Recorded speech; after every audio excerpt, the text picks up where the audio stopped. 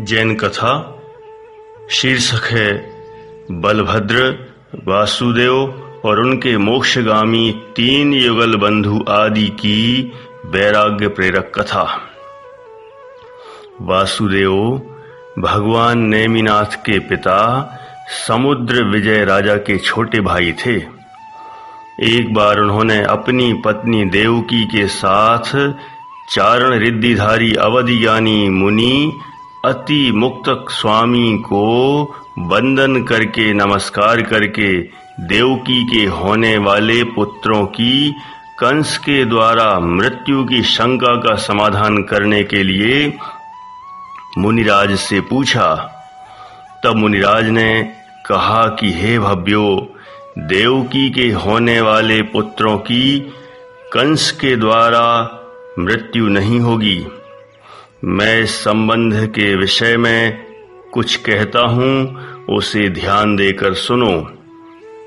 देवकी का 7वां पुत्र 9वें नारायण पने जन्मेगा और वह 3 खंड के राज्य का भोक्ता होगा और उससे बड़े 6 भाई तदभव मोक्षगामी होंगे।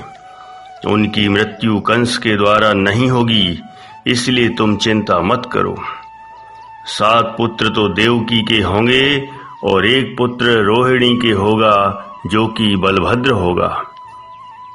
इन सब के पूर्व भाव तुम्हें कहता हूँ, वह तुम सुनो। उनके भाव तुम्हारे मन को आनंदकारी हैं। इस मथुरा नगरी में राजा सूरसेन, उनके राज्य में एक भानु नाम का सेठ 12 करोड़ द्रव्य का स्वामी था। उसकी स्त्री का नाम यमुना था। उसके सुभानु आदि 7 पुत्र थे। भानु सेठ को संसार से वैराग्य होने पर वह अभयनंदी मुनिराज के समीप दीक्षा लेकर मुनि हो गए और सेठानी यमुना जिनदत्ता आरिका के समीप आरिका हो गई।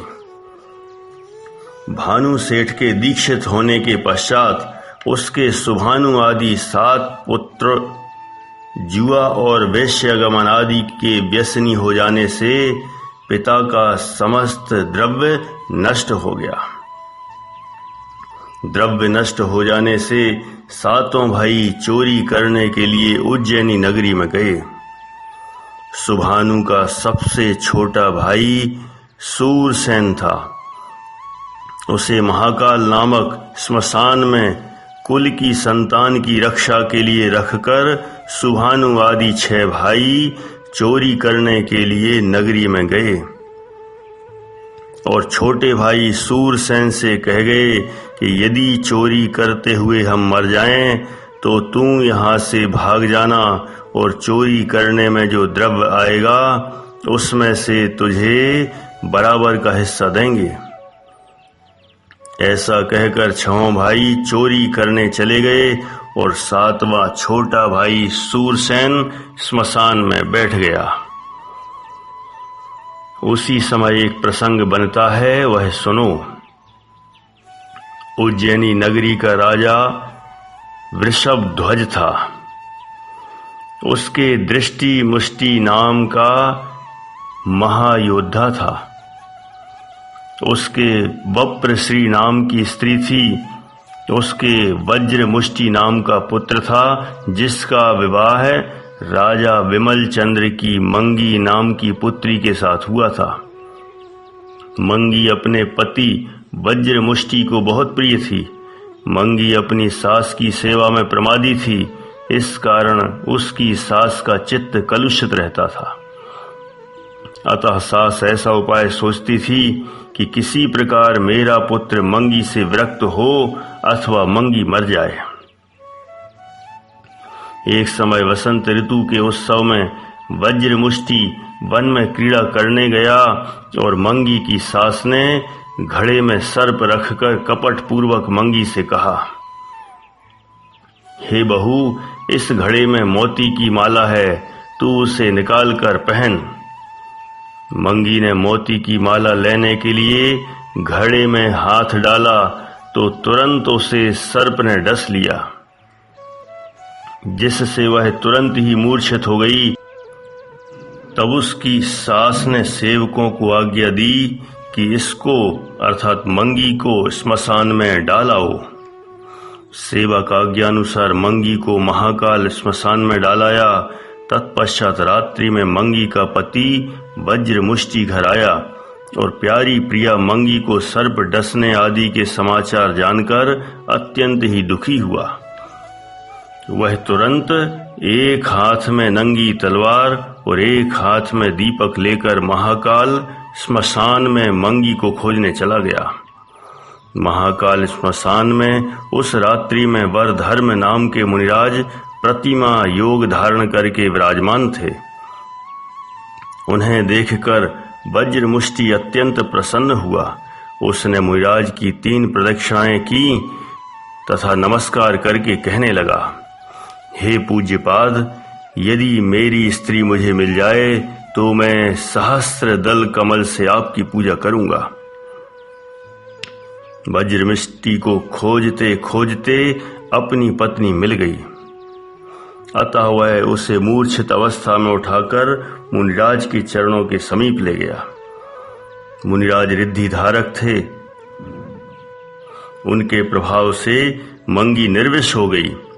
वज्रमुष्टि अपनी स्त्री को निर्विष जानकर बहुत प्रसन्न हुआ और उससे मुनिराज के समीप बैठाकर वह सुदर्शन नामक सरोवर में से सहस्त्र दल कमल लेने के लिए चला गया और मंगी से कह गया कि जहां तक मैं नहीं आऊं वहां तक तू मुनिराज के समीप बैठना। मंगी मुनिराज के समीप बैठी है और उसका पति सहस्त्र दल कमल लेने के लिए सरोवर की तरफ गया। इस स्मशान में रहा हुआ चोर सूरसेन, जो कि चोरों का 7वां भाई है, वह वज्रमुष्टि का पत्नी मंगी पर अधिक स्नेह देखकर मन में विचार करने लगा कि पति को तो पत्नी के प्रति प्रीति में कमी नहीं है, परंतु पत्नी को पति के प्रति कैसी प्रीति है यह तो जरा देखूं। ऐसा विचार कर उसकी परीक्षा लेने के लिए उसने अपना रूप उस स्त्री को बताया। महारूपवान सूरसेन चोर मीठे वचनों से उसके साथ बातचीत करने लगा। मंगी सूरसेन चोर का रूप देखकर और मीठे वचन सुनकर कामाग्नि से विह्वल होकर कहने लगी कि हे देव, कृपा करके मुझे अंगीकार करो। तब सूरसेन चोर ने कहा कि तेरा पति महाबलवान योद्धा होने से मैं उससे डरता हूँ। तब वह स्त्री बोली कि हे नाथ, तुम भय मत करो, मैं अपने पति को तलवार से मार दूंगी। तब सूरसेन ने कहा, यदि तुम अपने पति को मार देगी तो मैं तुझे अंगीकार करूंगा। ऐसा कहकर वह चोर उस स्त्री का कार्य देखने के लिए छिपकर बैठ गया। मंगी का पति वज्रमुष्टि सरोवर में से कमल लाकर मुनिराज को चढ़ाकर नमस्कार कर रहा था। तब मंगी पीछे से अपने पति को तलवार से मारने जा रही थी। तब तुरंत ही चोर सूरसेन ने उस स्त्री का हाथ पकड़कर वज्रमुष्टि को बचा लिया और स्वयं छिप गया। इस प्रसंग को देखकर सूरसेन का चित्त संसार से विरक्त हो गया। मंगी अपना दोष छिपाने के लिए मूर्छा खाकर गिर पड़ी। यह देखकर वज्रमुष्टि ने कहा कि हे प्रिये, तू डर कैसे गई? यहाँ भय का कोई कारण नहीं है। ऐसा कहकर धैर्य बंधाकर मुनिराज को वंदन करके पत्नी को साथ लेकर वह अपने घर गया। सूरसेन चोर के जो 6 भाई चोरी करने नगर में गए थे, वे चोरी करके बहुत सा द्रव्य लाए और उसके 7 भाग करके छोटे भाई सूरसेन से कहा कि तू अपना भाग ले ले। तब सूरसेन ने अपना भाग नहीं लिया और कहा कि संसारी जीव स्त्री पुत्रादिक के लिए धन उपार्जित करता है, परंतु स्त्री की चेष्टा तो मैंने आज प्रत्यक्ष देखी है। तब उसके बड़े भाई सुहानु आदि ने पूछा कि तूने क्या देखा है? तब उसने वज्रमुष्टि और मंगी का पति पत्नी का संपूर्ण वृत्तांत कहा, जिसे सुनकर सातों भाई संसार से विरक्त होकर बरधर्म मुनि के समीप दीक्षित होकर मुनि हो गए। कितने ही दिनों के पश्चात वे सातों मुनि गुरु के साथ उज्जैनी आए। वज्रमुष्टि ने उन्हें देखा और उनको कम उम्र में वैराग्य होने का कारणभूत अपनी स्त्री का वृत्तांत सुनकर वह भी संसार से विरक्त होकर मुनि हो गया। सूरसेन आदि सातों चोरों की स्त्रियां भी अपने पति को संसार से विरक्त जानकर जिनदत्ता आरिका के समीप दीक्षित होकर आरिका हो गई। वे भी एक समय उज्जैनी नगरी में आईं। तब मंगी भी उनके वैराग्य का वृत्तांत जानकर, संसार को निंद जानकर, अपने खोटे चरित्र की निंदा करती हुई गृह त्याग करके आरिका हो गई। ये सभी महातप करके प्रथम स्वर्ग में 1 सागर की आयु वाले देव हुए। धात की खंड के भरत क्षेत्र में नित्य लोक नामक नगर में चित्रचूल राजा की मनोहारी रानी के 7 भाइयों में से बड़ा भाई सुभानु का जीव प्रथम स्वर्ग से आकर चित्रांगद नामक पुत्र हुआ और 6 भाई भी उन्हीं माता पिता के यहाँ 3 युगल पुत्र हुए। इस प्रकार यहाँ भी 7 भाई भाई रूप से ही जन्मे। 7 भाई महारूपवान, समस्त विद्या के पारगामी, मनुष्यों के श्रोमणी हुए। मेघपुर नामक नगर का राजा धनंजय था। उसकी धनश्री नाम की रूपवान पुत्री पृथ्वी में प्रसिद्ध थी। उसके विवाह हेतु आयोजित स्वयंवर में समस्त विद्याधर कुमार आए थे। कन्या धनश्री ने अपने मामा के पुत्र हरिवाहन को वरमाला पहनाई। इसे देखकर समस्त राजा क्रोध युक्त हो गए कि यदि धनश्री को हरिवाहन को ही वरमाला पहनानी थी तो हम सबको किस लिए बुलाया था। इस प्रकार क्रोध से कन्या के लिए वे राजा परस्पर लड़ने लगे और उसमें समस्त सामंतों का नाश हुआ। इस प्रसंग को देखकर राजा चित्रचूल के 7 राजकुमारों ने विषयों को पाप का कारण जानकर विरक्त होकर भूतानंद केवली के समीप मुनिव्रत धारण किया और 7 भाई आराधना करके चौथे स्वर्ग में 7 सागर की आयु वाले देव हुए। वहां स्वर्ग का सुख भोगकर वहां से चयकर चित्रांगद नाम का बड़ा भाई भरत क्षेत्र के हस्तिनापुर में सेठ श्रोतवाहन की स्त्री बंधुमती के शंख नाम का पुत्र हुआ और छोटे 6 भाइयों ने भी उसी नगरी के राजा गंगदेव की रानी नंदीयशा के 3 युगल पुत्रों के रूप में जन्म लिया। रानी नंदीयशा के चौथे गर्भधारण में 7वां पुत्र निर्नामिक आया। वह आगामी जन्म में होनहार कृष्ण है।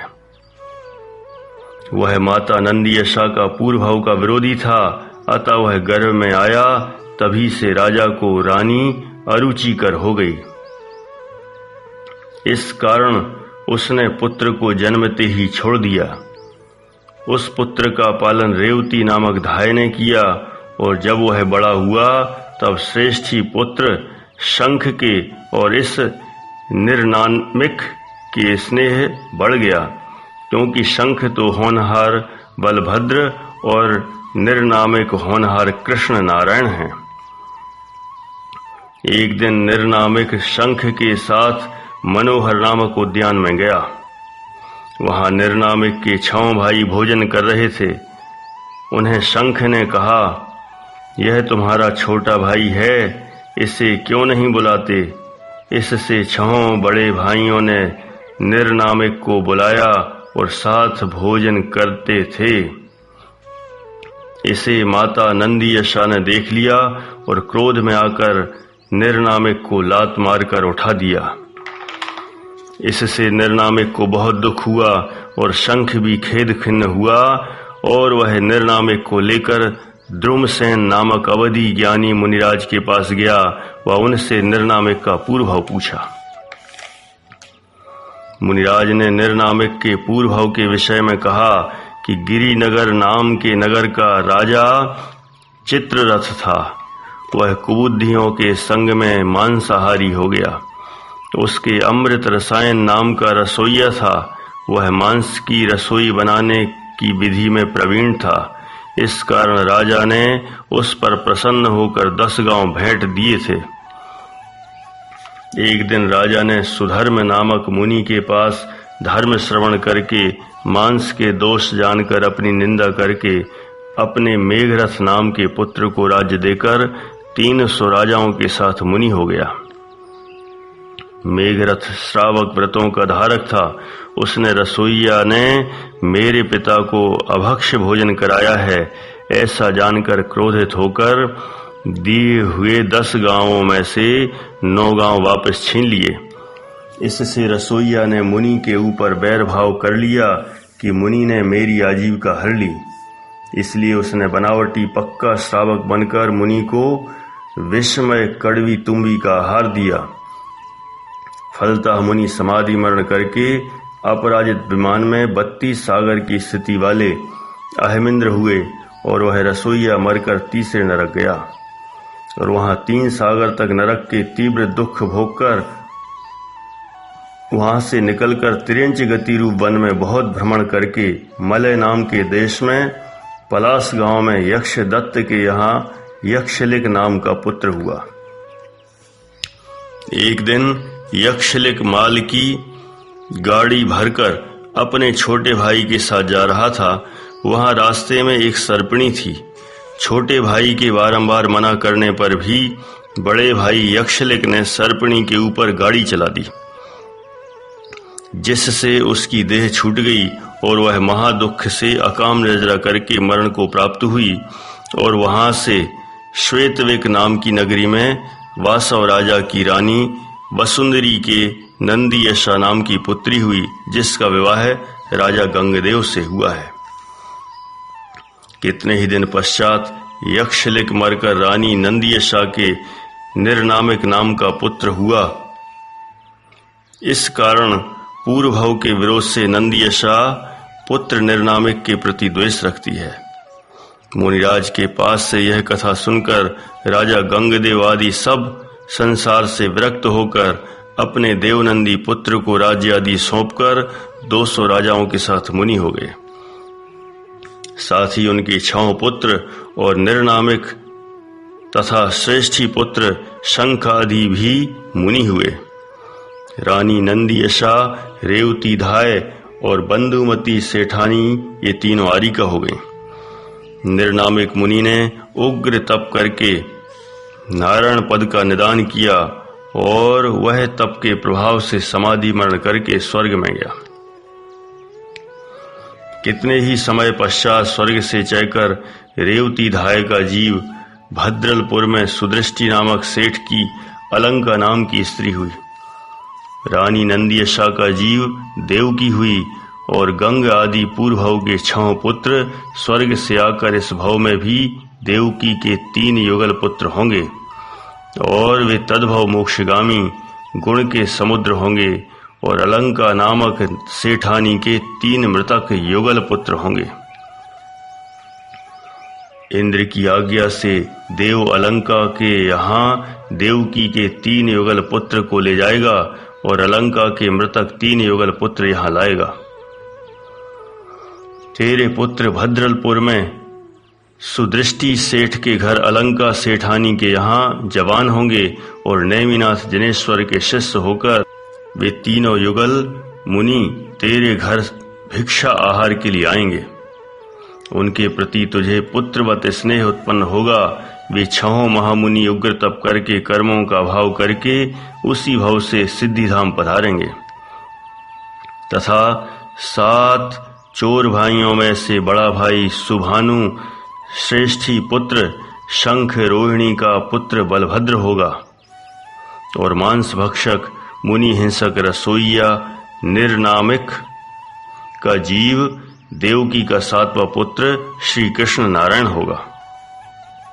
इस प्रकार वसुदेव अपने 3 युगल पुत्रों बलदेव, वासुदेव और देवकी के पूर्व भाव का संबंध आदि अति मुक्तक मुनि के द्वारा सुनकर परम हर्षित होकर मुनिराज को बारंबार वंदन और स्तुति करके अपने घर गए। आश्चर्य! सप्त व्यसनों में व्यसनी 7 चोर भाई स्त्री चरित्र का निमित्त पाकर मुनिराज के धर्मोपदेश द्वारा आत्मोन्नति के मार्ग में प्रयाण करते हैं। अहो, देखो तो सही, पूर्व भाव में संकल्प पूर्वक नागिन को गाड़ी के नीचे दबाकर मार देने वाला श्री कृष्ण का जीव मरकर उसी नागिन के जीव रानी के गर्भ से पुत्र होकर जन्मा। क्रोध से जिस नागिन के जीव को मारा वही माता बनी, और वही की जो पूर्व भाव में मुनिराज को कड़वी तुम्बी का आहार कराकर मुनि हिंसा करने वाला मांस भक्षी रसोइया था, वह कृष्ण का जीव भविष्य में तीर्थंकर होगा। वास्तव में देखा जाए, ऐसा जानकर लगता है संसार वास्तव में असार है। यदि हमें वैराग्य उत्पन्न नहीं हो रहा है तो वास्तव में हमारी कमजोरी ही है। किसी बाह्य निमित्त को, पर निमित्त को दोषी ठहराना, उस पर आरोप लगाना, ये भी स्वयं की कमजोरी ही है।